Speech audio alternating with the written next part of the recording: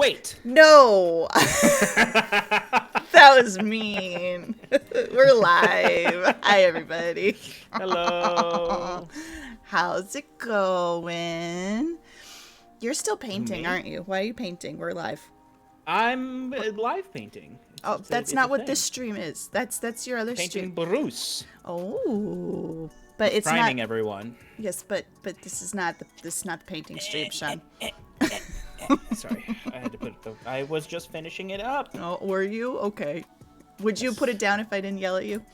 I don't know. Yes, I don't 'cause I just think that you finished. would. I don't There wasn't think anything that else to you do. It was finished priming. I couldn't paint over the priming while it's drying, Shannon. Okay? Huh? Huh? Hello, everybody. Hi. Happy Sunday. Welcome. I wonder if today is going to be as silly as last week was. I'm not feeling quite as sleepy. I don't think anything will ever be as. No, I don't think so either. The silliness of last week. That was so wonderful. We gotta have a silly stream every once in a while, you know? Hell yeah, you gotta let the sillies out, or else they'll bubble up inside you and get eat you from the inside. Yeah, they'll get you. They're gonna get you. Silly, one day you just throw up a bunch of smiles.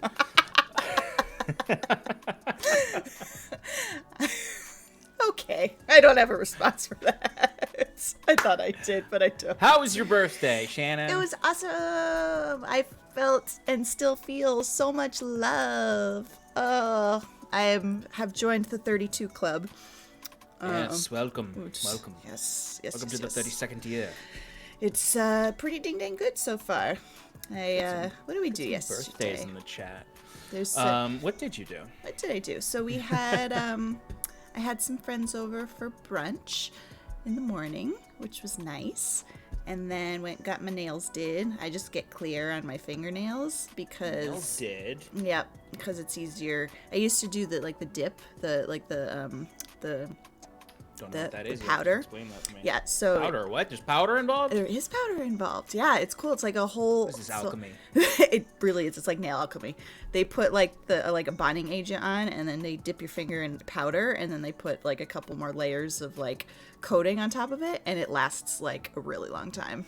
It's really good. But I'm skeptical. I'll have to take you next time you're here. It's a lot. It's fun. But it's easier It's great. They look awesome, but it's easier just to get clear because taking care of the baby. But I did get my a lovely, relaxing, pedicure. Oh, it felt so good. It was great. And then I came Did you do home. the fish thing? No. Sounds That like freaks you me hate out. that. I would hate that. Yes. Well, just thinking about it, I hate it. No, I'm not. No, stop it! Stop it! Ah! Oh, I can like feel it. Oh, I can't. Oh. Oh, I hate it. So I kind of sit on my feet now because the fish might get me. God. And then Josh and I went out to a lovely dinner, just the two of us, last night. And he got me a new Kindle and a new Fitbit. Oh, nice. A new Fitbit. Look at that. A new Fitbit. And he got this one specifically because the band is Scarlet Red. For her dead character. Thank you. It wasn't funny when you said it when I logged on. It's still not funny now. I enjoy Except I'm laughing, so it is a little funny. What kind of food you get? You guys go out for steaks? Go out for Yes. chicken nuggets? So chicken nuggies. No, we went to a place called Fogo de Chao, and it's a Brazilian steakhouse. Ooh. And I don't know if you've ever been to. I have been to a Brazilian steakhouse before. Yeah. Do they do like the little coaster things? Oh, never mind. I don't know what that is. Well, I was also 14. Okay. So the way this place works is you get these little coasters. It's red on one side and says no thank you, and green on the other side and says yes please. And so when you want your meats, you flip it over, and then all the people will come around with all the meats, all the different kind. So good. It was delicious. Really yeah. And then we went into DC today to go see the cherry blossoms because they're at peak bloom. And they were beautiful, and it was a gorgeous day. And I'm hoping Milo's going to sleep through the night because he was an absolute champ.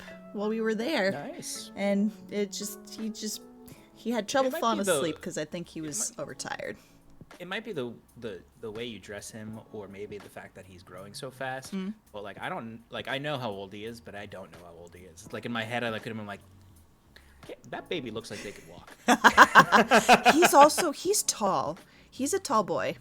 He looks much older than he is. I know. Well, I mean, in the face you can see how little he is. But... Yeah, but he looks older also than the last time you saw him in person. Like he was only 2 months when you saw him. He was like nothing when last time I saw him. He was just a bundle of judgment when I stared into his eyes. A bundle of judgment. Yeah. So I can see the soul. He does stare he stares into your soul. He does. He's like also this close to belly laughing.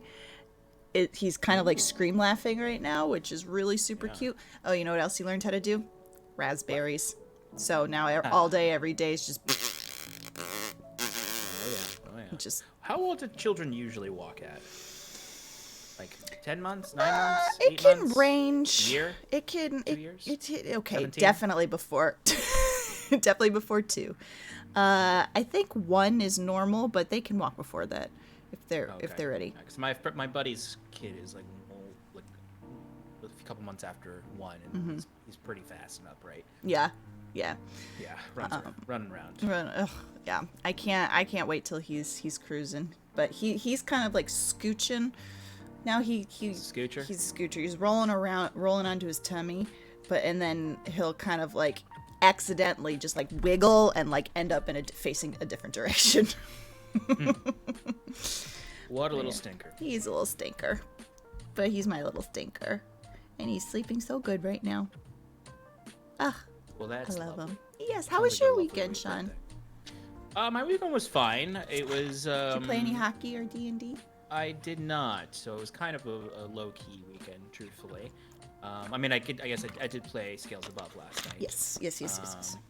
But no, it was I didn't really do much, truthfully. It was kind of low-key. I was supposed to see the D&D movie today. Oh, okay. But doesn't that come out like next week? Yeah, I didn't realize it was a sneak peek that was running at the movie theater near me. Okay. So like when I got there, it was fucking full. Yeah. Like I tried to go with my mom. She's like, I want to see it. Oh, and, yes. So we went, and they were just like, there's only seats in the front row left, and we were like, absolutely not. No. We'll get tickets for next Saturday. Yeah. Yeah, I want to see that too. Yeah. So yeah, I mean, and then like. I started today was a really good day because of the weather. Yeah. So I started painting a bunch of stuff for D&D. I started priming some Dwarven Forge. Amazing. It's incredible what good weather does for your mood, huh? Yeah, I was in a terrible mood at the start of this weekend. Yeah. And then suddenly today I was like, everything's great. Right? Life's great. I'm going to be so productive and everything's great. Yep. And then, it's just add sunlight. Yeah, it's amazing. It was truly a very lovely day. Yeah, good. Speaking of lovely days, yeah. Or perhaps unlovely days, unlovely depending days. on how you look at it. Yes. What the hell happened in D&D last week? Wait, get the spreadsheet up, Mister. I'm getting it up. Good. 1, 2, 3, 4. I have 4 pages. The nice thing is my drive is always like, you open this every time. And it's just there around this time. every week. Yeah, you open often around this time. I love that. Okay, so Shannon, how do you feel your grade's gonna be? What do you predict? Let me look at my notes here. Oh yeah, this is episode 6 to recap. Yes, this is episode 6 that I am recapping. How do you feel about your notes? I mean, a good chunk of the session was talking to Mr. Sigil, and I have quite a few details about that, like about the flow of the conversation. Yeah, it was mostly talking to Mr. Sigil, and then it was kind of just the little evening stuff. The evening, because and then the next morning a little bit. I'm so excited for tomorrow. Oh my god, it's gonna be great. So you know what? What are you feeling? Feeling good? I'm feeling good. I'm feeling good. I'm doing good. For another A? Yeah. Fuck yeah. Going for another A? Going for another A. Let's do it. Yeah. Here we go. Yeah. All right. A C- I have the night. Ugh. Get out of here. I think that's like one of my favorite parts of It's every chat week giving on me the my Power grade. Hour is chat giving me my Thank you, grade. Siberian. A++. Yeah. Okay. No such thing. All right. You know what I did, Sean? Ever since you sent me the days of the week, I've written them. Oh shit! I don't know if you're gonna see that. Oh no, I can just. Oh, you wrote them in like the front. In the front of the book. Yep. Fuck. Why can't it do? Nice. There we go. Yep. I can see it a little bit. Common, Aldhalor, and Gwenvalier. There we go. Yep. And Nice. I wrote it, so now I will always have the correct. I love that. Always have the correct date. So, Stefan, did you do that? that? Huh? I know you're not here, but you probably didn't watch the VOD, so. All right, so it was the 8th of Maravala on a Mandag in the year 13... in the year 1326, or the 8th of Septim on a Lunaeum in 826. You crushed it. Yeah. That's my A right there. I actually like the I like the Aldhalorian days better. Yeah. Personally, yeah. Yeah, instead Solus, of the Mandag. Lunaeum, Maris. they're Helens, Nenua, Sancta. Yeah. I might start referring to the months, at least the days. Oh, that's the next thing I need is the months. Oh yeah, that's true. I forgot you don't have those. You don't, and I need to figure out a place to put them. Well, you know it's Septum right now, and I'll at least yes. tell you the next month is Inarum. Anarum. October or Inarum or Ilsadvala. Yeah, you're gonna need to send the me Slaughter this. Dawn. Yes. Yep. Okay. So we start back in the tavern, not the Harlequin and Chalice, because we are avoiding that. We are in the Cask and Crow on High Street in the fancier part of town, and we are playing. I wasn't paying attention. I'm sorry. There was a lot of detail. I was posting the months for you. Oh, I see. There's my little one on Discord. Thank you. I had a lot of. All right, I'm paying attention now. Okay, great. We start in the tavern, not the Harlequin and Chalice, because we're avoiding that for reasons. We're in the Cask and Crow on High Street, the fancy part of town. Look at those names, Sean. I did that without even looking at my notes. I had those up here. Right there. I do appreciate that. Yeah. I do appreciate that. I got you. I know you're Lord. It is nice. It is very lovely when your players just know the names of things. Yeah. I think like something that I really love listening to you guys talk is when you're like, yeah, on when you start saying the streets you're of Hyven, yeah. I'm just like proud DM. You're just like, yeah, we gotta go up. We gotta go up High Road, cross over into Harbor Lane, it's really, and maybe sneak over to Dockside. It's really helpful having the map. You know, having the map and being able to reference that. That's really helpful. Well, this is something. This is a small tangent, but what I just that's really what we do love here. We're tangents. And if anybody's new here, we go off on so many tangents. You'll get the recap, but it's just gonna be tangential. Go ahead. I'm sorry. It's just a fun thing about like spending so much time in one city is actually having like the opportunity for you all to like be like, you know, oh, like I remember seeing this on Piscator's Row, or no, I think we need to go up Beacon Street. No, it's got to be on Main Street. Like it's just cool to like the city feels more alive when you all can actually like navigate it without you saying to me like, where's the merchants district, like, oh, Main Street has most of the merchant shops on it. And it takes the mental load off of you too a little bit, having us having fair tangent. Yeah. Us being able to like know where everything is instead of having to ask you when you're trying to maintain the main storyline. Yeah. So for sure. Anyway, we're in the Cask and Crow, and we are playing Jack's Rabbit, a game that we made up at the end of session 5. And naturally, Jaquette is cheating, and we call his ass out for it. The guard that had been watching us, that Bruce and Septimus had noticed in the previous session, is still watching, but they're not really watching us in particular. They're just kind of keeping watch because they seem like a bodyguard for the curtained booth, because the Cask and Crow has they have just like the main tables, and then they have these like privacy booths that you can rent. And I wrote down that the guard is wearing a light blue scarf because that seemed important for later. Bruce uses his fancy goggles to see who's behind the curtain. And so when he uses the goggles, is he using tremor sense? Tremor sense. Yeah. So like it's subtle in the way he describes it, but his goggles, if you look at them, they're like connected to like a anklet almost that senses the vibrations in a certain distance around him, which translates to a visual. That's very cool. Which is why when Jacquette wore them, he like couldn't make sense of it because it's not connected to him. Very specific. Yeah, exactly. Very and cool. It's also just very like you'd have to train on it to really be able to see with his goggles. But it gives him blind sight out to 30 feet around him. That's really cool. Really, really cool. Which is something me and him had agreed upon in exchange for like the way he in normal perception checks that don't use that he has disadvantage. Okay. And how he can't see things not connected to the ground. So I like, love if there's how a flying creature around, like he's completely blind to that. Right, because it's not touching the ground. I love how you work with your players to we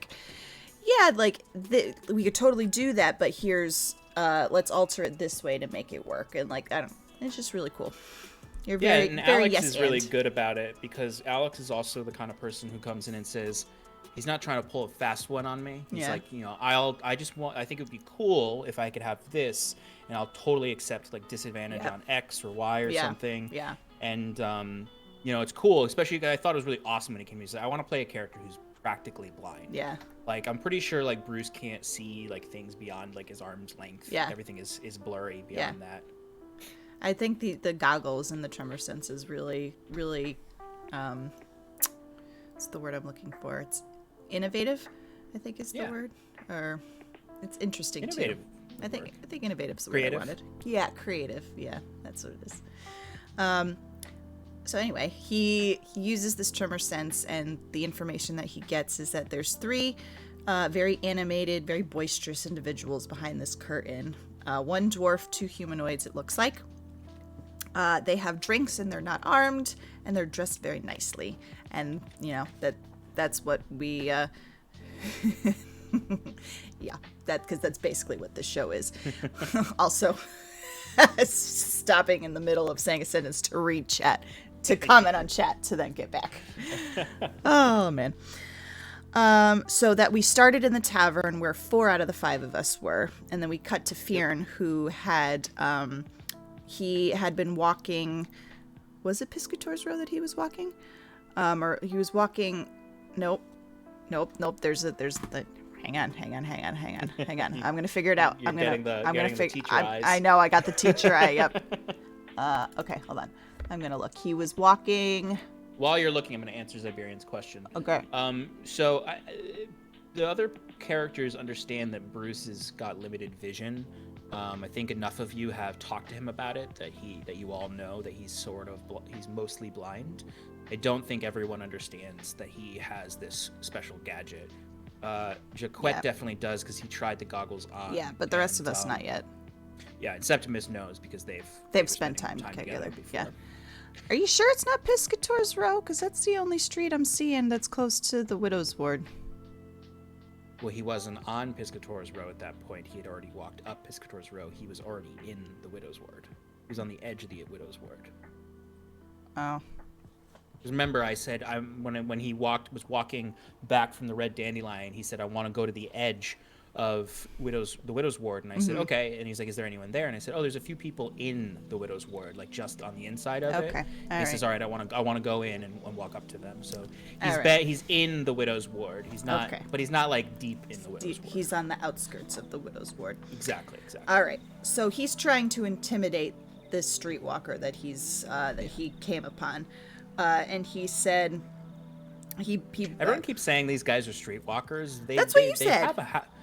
I know. I think I kept saying that because you guys started calling them streetwalkers, but I said they were just a bunch of old guys sitting on a porch. They like go inside a house when they want to stop talking to him. They're just tenement workers. They just live in an apartment. So Okay, well, I have streetwalker. I mean, we can keep calling them streetwalkers, but like they're not streetwalkers. Okay. He tells them, and I have a direct quote here: "When they come for you, you tell them I'm in town and I want to settle things peacefully." That's what he said to them. That was a good Fearn. Thank you.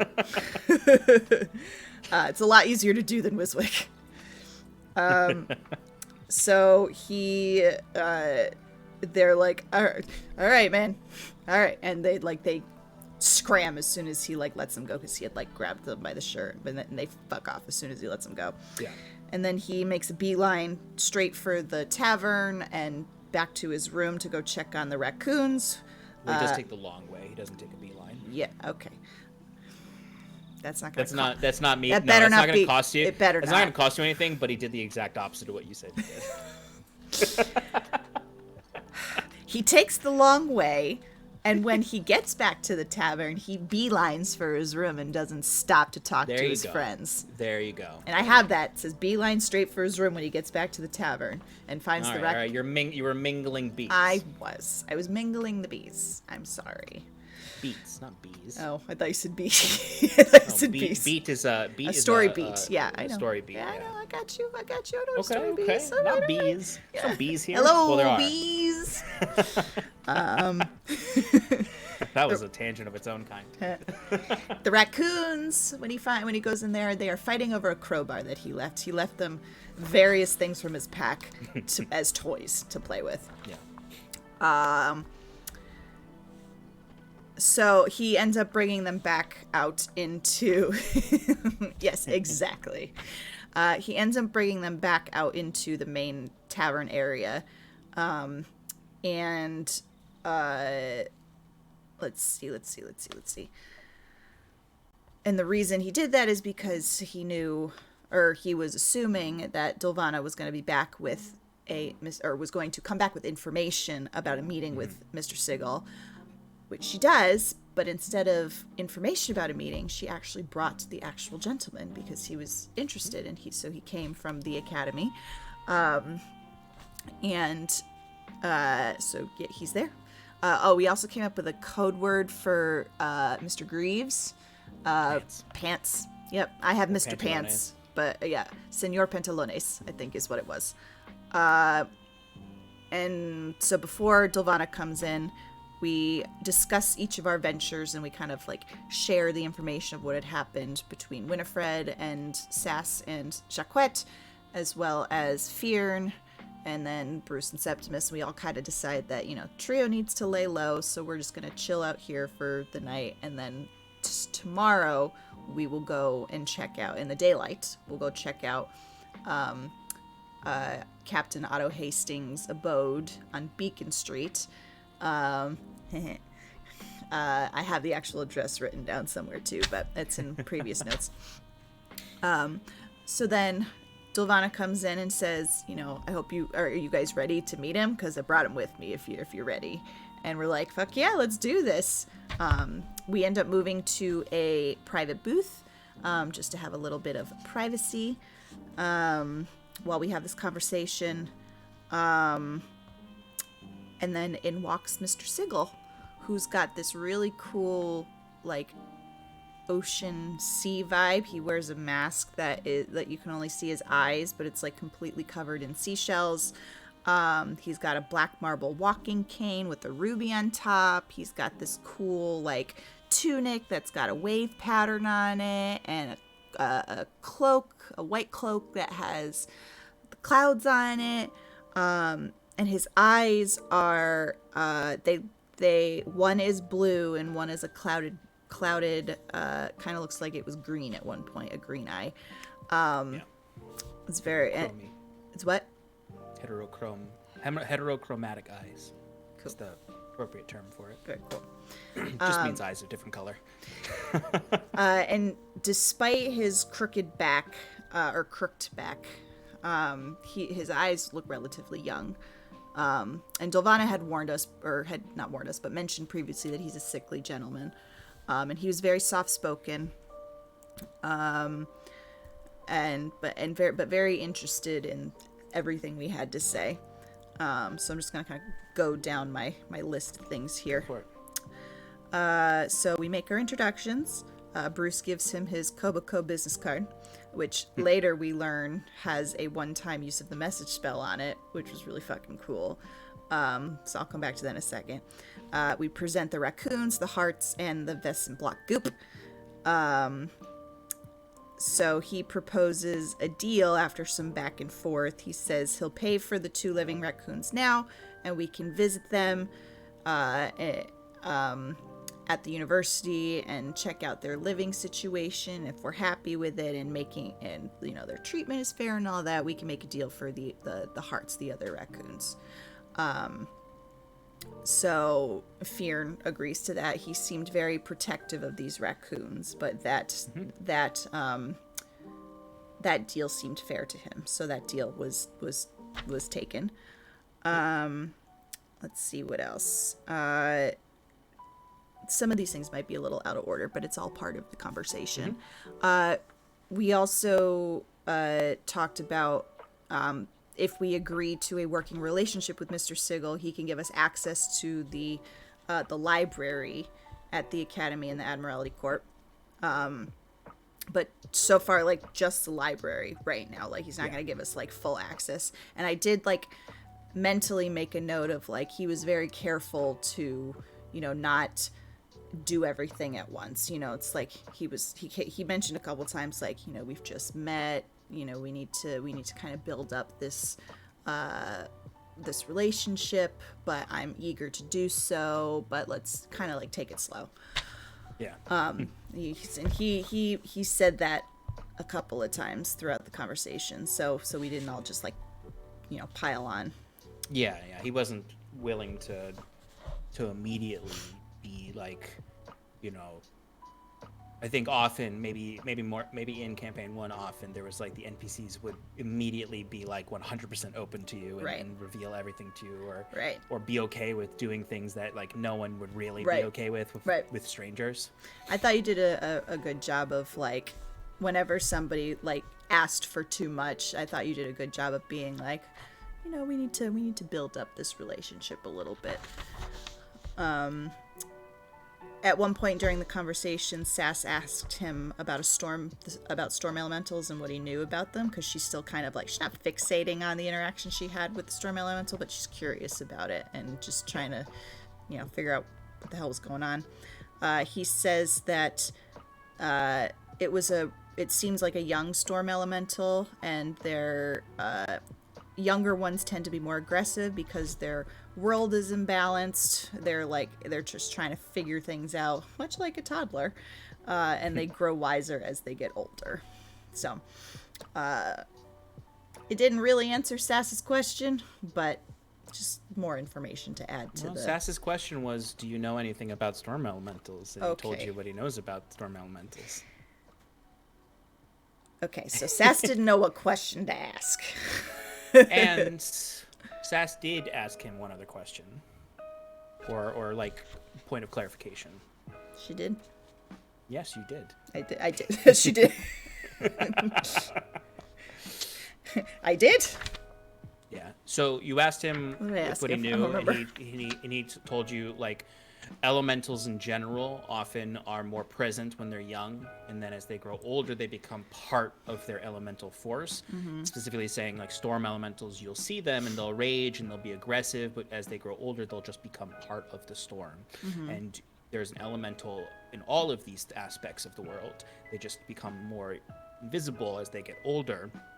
Because when they get here, it's like being ripped out of the womb, and there's suddenly all of these things all around you, and they don't understand why the world is separated in the way it is, and why, the dirt is the dirt and the sky is the sky. They don't understand anything. They're like, everything is supposed to be in tumult, but everything is ordered here, or semi-ordered. So I don't know what's going on. I'm just going to blow shit up around me until it makes sense. But you specifically asked them if they were hostile. And if they were afraid of anything or something like that. I did, yeah. Because of the way it reacted to you. Yes. That seems important. You might not have put it in your notes because you were acting it out. Yeah. Maybe. Maybe. But you were asking him about their like behavior and if they were aggressive and if they were afraid, like if they would something like, scares basically about that. And he said that they only they don't attack without reason, and they also don't run unless they're afraid of something. Kind of. Yeah. Sort of was his response. Okay. Yeah. So then, yeah, I remember that. I think. This is one of the episodes I rewatched basically this entire episode, so my memory's probably a little better on it. Yeah, a little better. Yeah.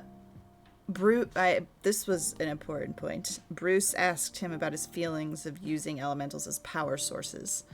And Sigil said, "I'd like to hope that they," meaning the people who harness the power of the elementals, I like to hope that they don't know the pain that they're causing and that they're willing to learn about the fact that they're kind of like, you know, not really engaging in ethical practices when it comes to this.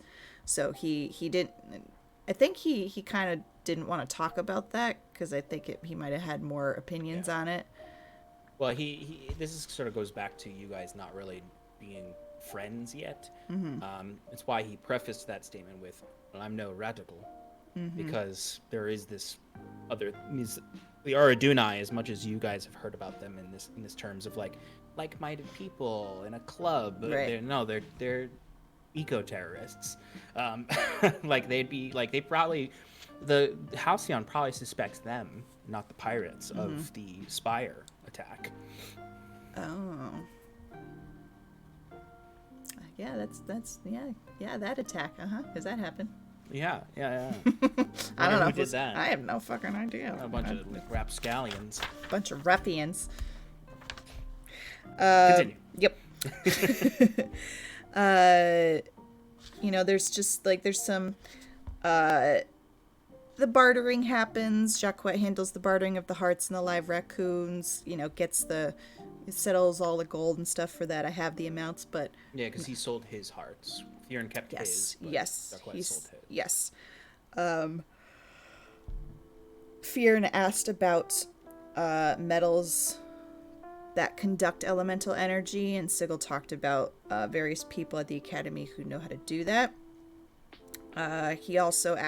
He being Theron also asks Sigil if he can repair the shaman raccoon charm, and they work out a little deal because Dylvana can.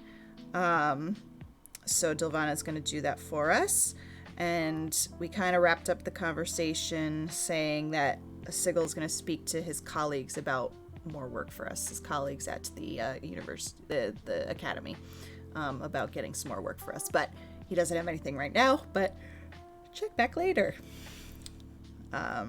Yeah, he's the kind of person that sometimes you might have active jobs for him, and other times you might just be like, we have this interesting thing we found, maybe he'll Is he the Lord Escharos of this campaign? Yeah, actually, I didn't think of it that way, but kind of, maybe a little less aggressive at first. Yeah, definitely less aggressive. Yeah. Basically, yes. He actually, no, 100% yes, he is the Lord Escharos. Now that the more you're saying it, I'm like, oh yeah, that's 100% correct. Because they're like constantly checking back in with him. Yeah, because I mean, he's your main. He's really your only contact in Ivan that's friendly. Right. You have no idea how the Mr. Greaves people really think about you. Right.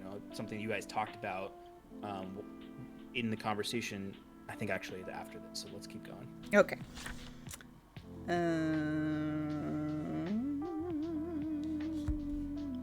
What else did you talk about with I think those are my favorite scenes, Iberian, of Campaign 3, is when Escharos is cooking or baking. Whenever he's baking.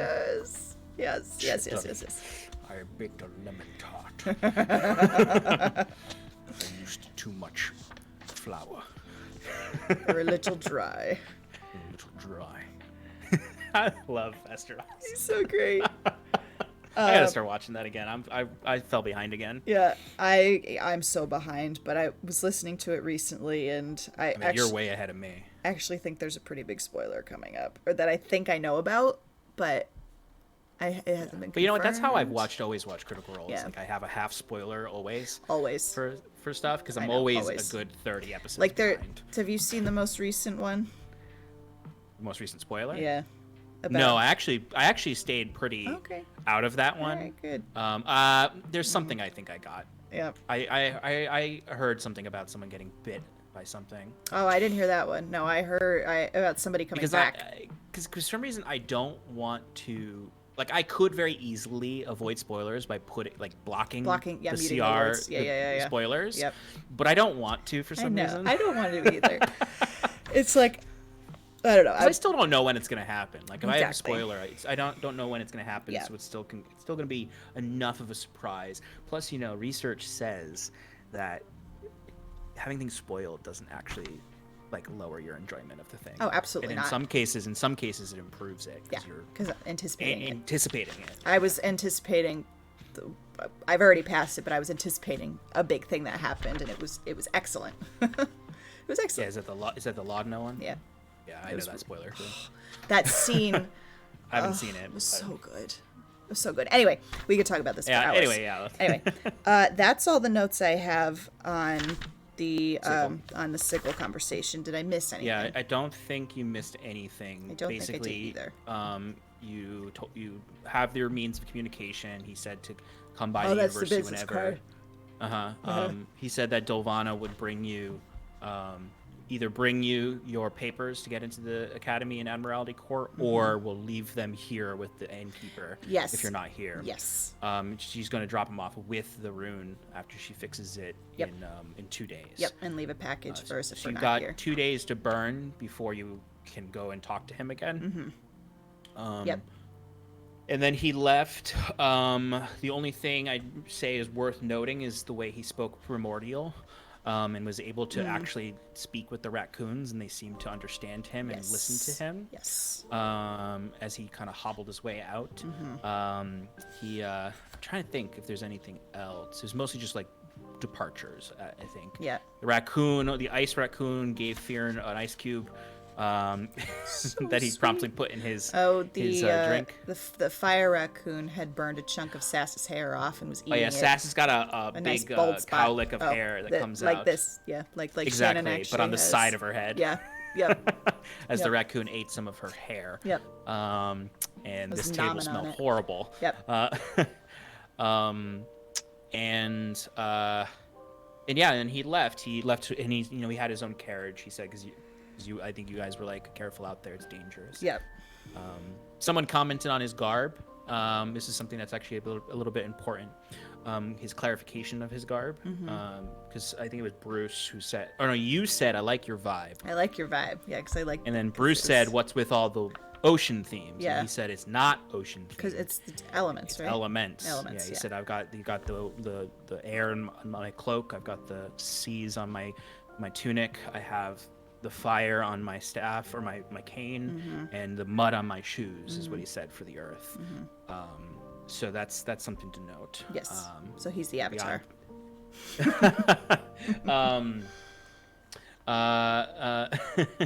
The table smelled like burnt hair because there was burnt hair at the table. That's gross. But you know what? I did a impulse buy on Etsy. Oh, did you? I bought a seashell mask. Did you? Yeah. Who knows if it's gonna actually be probably gonna be unwearable and just look cool. So that's awesome. I was actually watching the episode over because I wanted to rewatch the Sigil scene to make sure I remember how he sounds. Yeah. And I was like, this is fucking cool. Yeah. This guy's cool. Hell yeah. I like this character. Hell yeah. That I made up. That's great. That's amazing.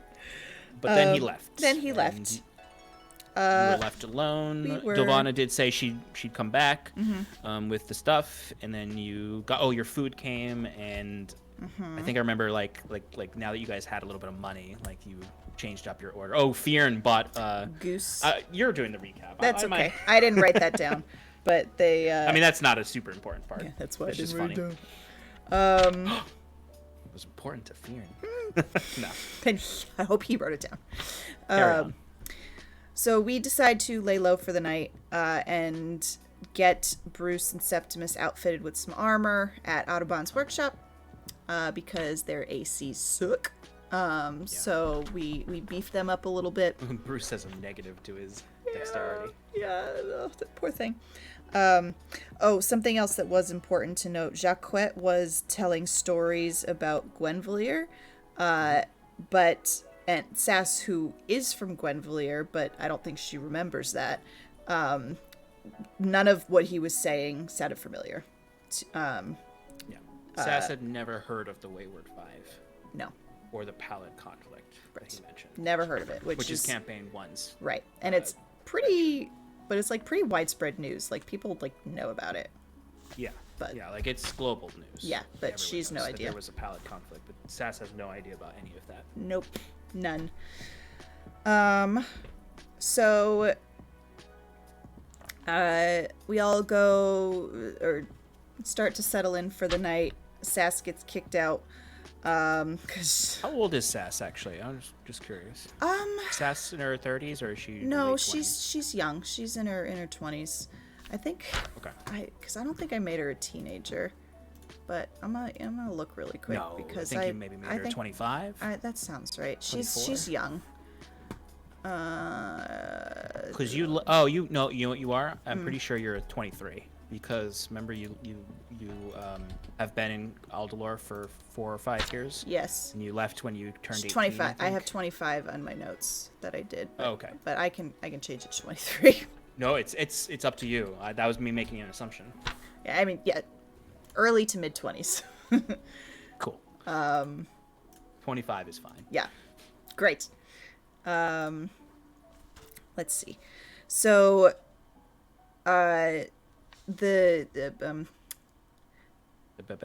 you were kicked out. I was kicked out. Yes, for being poor. So I was going to try and sneak into a room that hadn't been turned over yet, but the Kana rushed me out pretty like, just get the fuck out. You're harshing the vibe.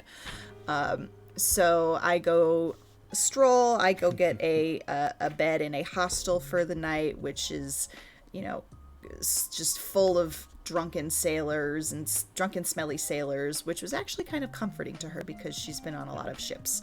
So it was a lovely scene that reminded her of being on a ship, and she had no trouble falling asleep. And she was actually dockside. I think she found a hostel that dockside so that she could be near the water because she was feeling a pull to the water. It's one of my favorite scenes so far in this campaign. Was that one? It was just really lovely. The sailors and the guy opening the window to smoke a cigarette, and then you hear just the visuals. Guy practicing his accordion down the hall and whatnot. Yeah, it's like it was a very stark difference to Jacquette's penthouse that he rented at the Cask and Crow, but like this is, it's what Sass is comfortable with. Yeah, it just was a moment where I was like, this is the kind of vibe I want. It hit right in the ways that I've always wanted to imagine Hyven hits. Yeah. This contrast. Yeah, I liked it too. So. And she woke up. And then she woke up and immediately started getting like, "Fuck you looking at?" It's like, no, I'm good. I'm just book it. Yeah. Yep, and there was a cat. So we reconvene the next day for breakfast at the Cask and Crow. Oh, and then we go buy armor. We did that during this day. They both end up getting chain shirts. Because Jacquette, I remember Stefan, like you guys got to the blacksmith shop. Yeah. Stefan started asking about prices, and I was like, I know we're on a silver system, but they're still expensive to get like armor, 50, like plate mail 50 and silver stuff. pieces for these chain shirts. Fionn goes to the Whistling Mountain Potion Company. Yeah, is that in the right order? Whistling Mountain Potion Company? Whistling Mountain Potion Company? Co? Yeah, I'm pretty sure. Does that sound right? Because I just did Yeah. Whistling Mountain Potion. Okay, cool. So he goes to get a healing potion and a cloak. Bruce also goes with him to get. He goes to the candy shop that is attached to the Whistling Mountain Potion Co. And gets some lollipops, as well as a giant swirly lollipop. I tempted him with the. Yes, you did, and the head size. Oh man, and he immediately globbed onto that. Jacquette buys a acid vial as well as some alchemist fire. And then after we've, been all stocked up, we go and start our stakeout on Beacon Street, looking for Otto Hastings' place. And that's where we left off. That's where we're going to pick up tomorrow. Yeah, there were some kids harassing you outside of Beacon Street before you went in as yes, very much so. But yeah, that's it. That's where we're going to pick up tomorrow. Alrighty. Now, Shannon, what do you think you got? I don't think it was... What do you think you should get? I mean, Sean, I always think I should get an A. Always. But I feel like this was an A-. Put it in under your... That's not how you do that. What do you think? I don't think I missed anything too major plot points that would bring you down too much. No, but I also feel like my delivery was a little off. I don't know. It didn't like your feel enthusiasm? Like maybe. I kind of felt like I bounced all over the place a bit. But maybe that's just the nature of the show because we're so tangential. True, but I guess that's a good point, is sort of like, because it's okay to do things out of order in a recap, but there is something to be said for bouncing all over the place too much. We're getting into sophisticated grading now, because you know what? This is not recap 101. That was last campaign. This is recap 102. I was very prepared to give you an A. But there were just just enough little things that added up that weren't insignificant, that were significant enough to have been mentioned. Okay. Like the storm elemental, the additional storm elemental information. I completely forgot that I had asked that. Completely. But this one, I'm very torn between A-. You know what? Let's hear the speculation. Yes, that's it. So, look at that. Same wavelength. All right.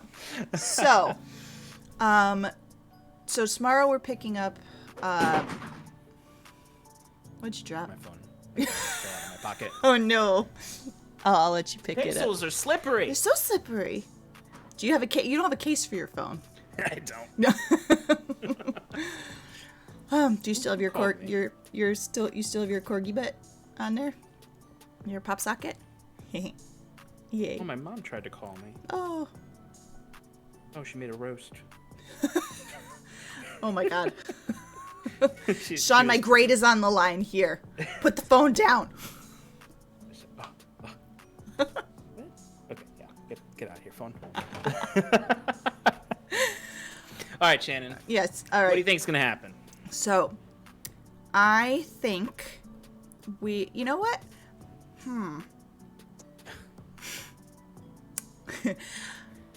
I really don't know, because it could go one of two ways, which is honestly how any stakeout can go one of two ways, really good or really bad. But honestly, I think we'll have a good daytime recon. Mm-hmm. I think we'll be able to see. I think we'll be able to see where the abode is. I do not think he's going to be there during the day, and honestly, I don't even think he's going to be there at night. When we probably will go back at night and do the whole B&E. Yeah. But I think it's going to go pretty smoothly during the day.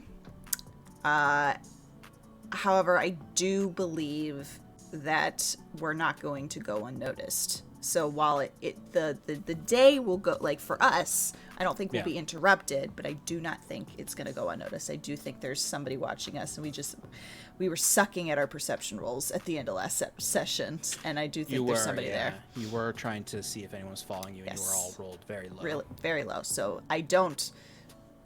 Saskia feels fine. Shannon doesn't trust it. I think we've been spotted. So I think when we try and go break into his place to kind of do some more, to see what else we can find, I also think that's going to go okay. We're going to get in there and we're going to get what we need. upon our exit, I think, is when shit's gonna get real. I believe. I think, we're gonna be feeling real confident, being like, hey, yeah, we're good at this, and then there's gonna be some either Hastings people or more likely. I was just gonna ask, who do you think's gonna be? Yeah, I think it's gonna be Greaves's people who's going to show up there. And be like, you owe some money and you're supposed to be dead, so we're gonna finish this. So the thing I want to ask you about, because I think it's an interesting point that Jacquette made, was like when you were talking when the group was talking, I think this was either right before or right after Mr. Sigel left. You were all talking about how big of a deal it was, and Jacquette was saying, sure, we screwed them over, but like we're small potatoes. Like, they're not going to put so much effort into finding us. Mr. Greaves probably doesn't even think about us. That's a good point. And I think he's wrong in that. I think the opposite. Like, I do think that he's going to be proven wrong when we try and leave the Beacon Street, and because that's pretty close to Widow's Ward. I think we're not small potatoes because he doesn't like, Mr. Greaves doesn't like when people fuck him over. So, interesting. Yeah. So. And what about Hastings? What do you speculate? What do you speculate you're gonna find there? That's a great question. Maybe a journal. Maybe a journal of his that'll have like. For some reason, it just popped into my head, a journal that's got pages missing. So it's gonna, I don't know what kind of information is gonna be in there, but maybe it'll be like, it'll like have just enough of a teaser, and then there'll be like a page missing.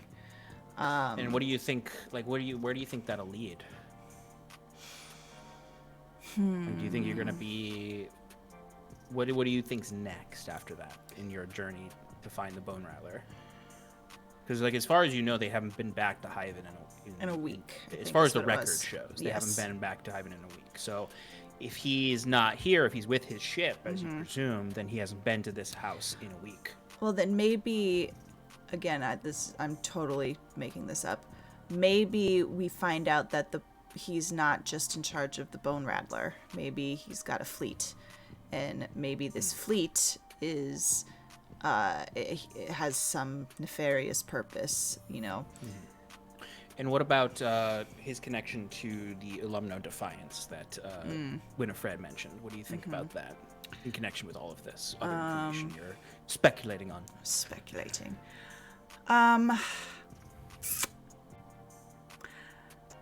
I don't feel like I have enough information about the Alumno Defiance other than the fact that currently they're just sellswords, right? Is that what you had said? They're just sellswords. They're sellswords who used to be a rebel force against Halcyon. Yeah. And that's all the information that I think. Yeah, the only thing you would know is that they're rebels. They would want that they're.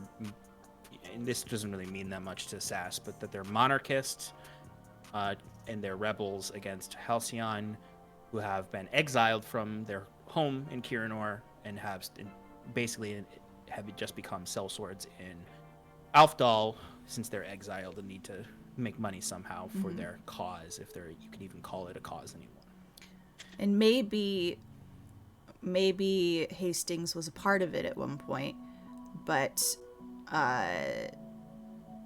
he's not anymore because something happened and he either got kicked out or decided he was bigger than the cause, or what he believed was bigger than he felt that the Defiance could help him achieve. So he decided to venture out on his own. Interesting. Maybe. I'm curious about Bruce's feelings about the Alumno Defiance, since he is a citizen of Halcyon. He's not like the rest of you are all kind of free agents, right, so to speak, right, or citizens from Gwenvalier. So, or like, well, Septimus is descended from Halcyon citizens, but he's only lived in Aldhalor. But Bruce has lived it. I don't remember if he's lived his whole life in Halcyon, but most of it, I think. Mm-hmm. So he's actually from Halcyon, so he would have an opinion on these freedom fighters. Mm-hmm. I guess we'll have to bring that up in game and see. Yeah, I mean, he could also just be like, I don't care as long as they didn't blow up Koboko. That's true. You know, they didn't fuck with Koboko. How do you feel about Mr. Sigil? What are your predictions on your relationship with him and his deal? I think it's going to be a very beneficial partnership for everybody involved. It's going to be a symbiotic. Yes, relationship. Yes, we're each going to benefit from each other, and I think that relationship is going to grow smoothly and quickly, and I think we'll prove ourselves as trustworthy to him quickly, and he'll start giving us more jobs and trusting us and opening up our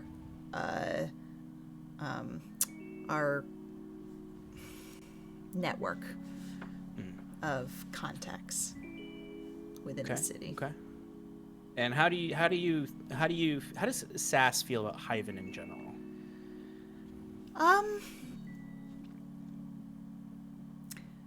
I mean, right now, I think it's just the place where she is right now. So she's just there. It's a place that's serving its purpose for her: food, drink, work. She's just existing in it. She is. I think she's not letting on, except to maybe Jacquette behind closed doors, that she's nervous about the whole Mr. Greaves thing. But she is still pissy at him for being two-faced, essentially. Being a totally different person with Winifred, and they went through this thing together, so they've got this common ground, but then he just acts like it's no big deal, and it kind of is a big deal to Sass, and I don't know, she doesn't like the two-facedness. The trio's relationship very interesting. Yeah. Because you guys did spend a month at sea together. Yeah. And now are tied together in this nefariousness. I think it's interesting that Fionn just walked right back into the Widow's Ward and been like, I'm here and we're going to settle this. Well, I think that's because that's how Fionn's people would settle something like this.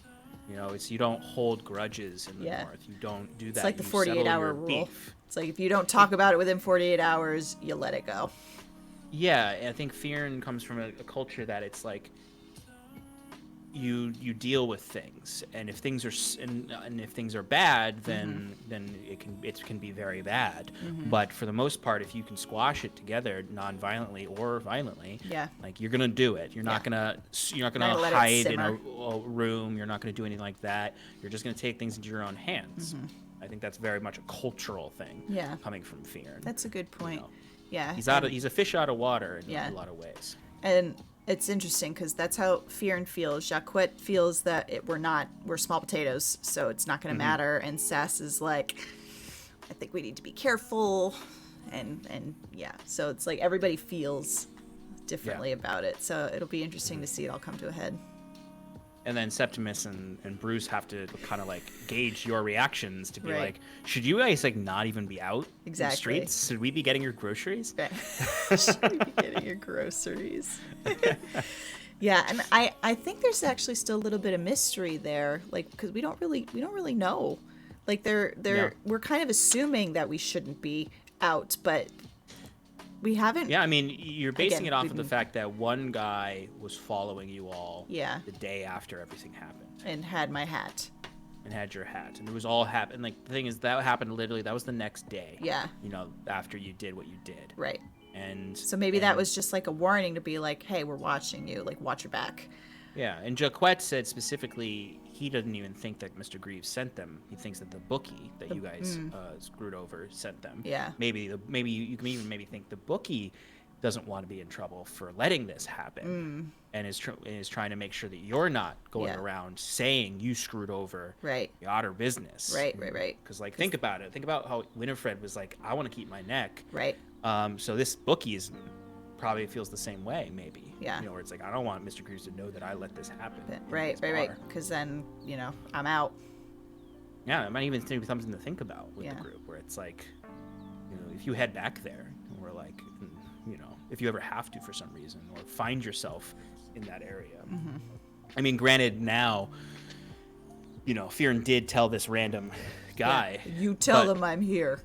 Yeah. But also, something to note there is the guy profusely saying, I'm just a guy. I'm just a guy. Like, I don't know. I don't know what you think I'm I not can connected. do. Who do you think I am? Yeah. But you think about it, Fearon looks at this as, because Fearon comes from a clan-based society. Mm-hmm. He's like, well, the Widow's Ward is a clan. Like, they're a family. They're a clan, and I'm from a different clan. Mm-hmm. So if I were to tell someone from a rival clan to tell their leader, I need to. I do like that how Clayton's playing that. Very staying very true to what Fear knows and Fearon's cultural values. Like, I think he's doing a great job with that. Because the thing is, it's not like he's completely was closed off from the outside world, but he's still going to see things from the perspective of the clans. Right. So, just because Fearon spent knowledge. time away before he met you all, but not a lot of time. Yeah. So he's just going to, do what anybody would do and apply what he knows to unfamiliar situations. Yeah. Where it's like, okay, which I find interesting is everyone is kind of doing that in a very good way. Like, Fearon comes from this clan-based, almost Viking society. So he's going to value power, but also value exchange and trade. You have Bruce, who comes from Halcyon. He's a cosmopolitan man. He comes from a place where there's, he's like someone from New York City being in, some, bumfuck harbor town in the coast of Connecticut. Yeah. And so he's just sort of like, yeah, it's whatever, I could always go back to Halcyon. I'm kind of on a little sabbatical. Yeah. And then you have Jacquette, who comes from incredible wealth and also high playing society. In society. Like, he played back in Domizerum. Like, even his stories, he says, sound like someone who is like, I could always just leave the dangerous situations I was in because I could just go home. Right. And I was safe there. Exactly. And then you have Septimus, who's very much coming from this farm lifestyle. Of I don't really know anything about the world. I know about my farm. The shit I find on my farm and study. I know the farmlands of Ezja, and I know a little bit about the flea market in Hyven because that's where I spend most of my time. Right. And then Sass is like, I come from a place where I had to scrape every single thing up in order to be able to live. I had to crack barnacles off of ships in order to earn a meal. I had to, go and scrap. The water wasn't poison where I come from. It had to be purified for people to drink it. Like where you come from is a gross place. Very gross place. Shallow's Gaunt is not a healthy place to live. It's tightly compacted, even worse than Hyven's tight tenement housings. The water is not healthy to drink there. You would mostly eat the secondhand shellfish from the waters. It's sort of that way. It's lobster used to be poor man's food. It's very much like that in the Aldhalor Islands. You were I ate clams and crabs and then maybe a couple vegetables and seaweed. It was your main diet. So anything that she can scrounge now is a fucking feast. These soft-boiled eggs you've been eating are really very this is a delicacy. High class food for you. Yeah. You would have eggs. You could. It's good protein. You've had eggs before, but most of your protein was shellfish. Fish, yeah. Which makes Shannon's stomach crawl because she didn't eat seafood. Yeah. Right. Yeah. So what do you say, Sean? Did I earn my extra credit? Or yeah, nah? I'll say so. Okay. I'll say so. But remember that any time you win with extra credit, there is an asterisk. There is an that's put asterisk. next to it. I know. I'm aware. Just it's not going to affect your GPA, but just so the people who look at your transcript know. That they know. Oh my God. Because if you ever leave Paradice to go play at a different channel, I'm going to send them this if transcript. I ever transfer. Yeah, if you ever transfer off of Paradice, I'm going to send Send this to them. And Okay. Be like, this is how serious she takes the campaign. oh my God. Well, Alrighty. on that note, friends, thank you for joining us this evening. Who are we going to raid, Sean? We are going to raid our friend Maria over at Happy Capster. Wonderful. They've been streaming for a little bit. Excellent. I don't know exactly what they're streaming, but figured we send them some love. Excellent. That sounds great. Let's do it. Alrighty. Well, Shannon, another successful power tangent. Yay! In the books. Excellent. Very, very excellent. Thank you all for joining us. And join us tomorrow night as we do the stakeout. 6:30 p.m. Eastern Time. Yeah. Yeah. Bye. Bye.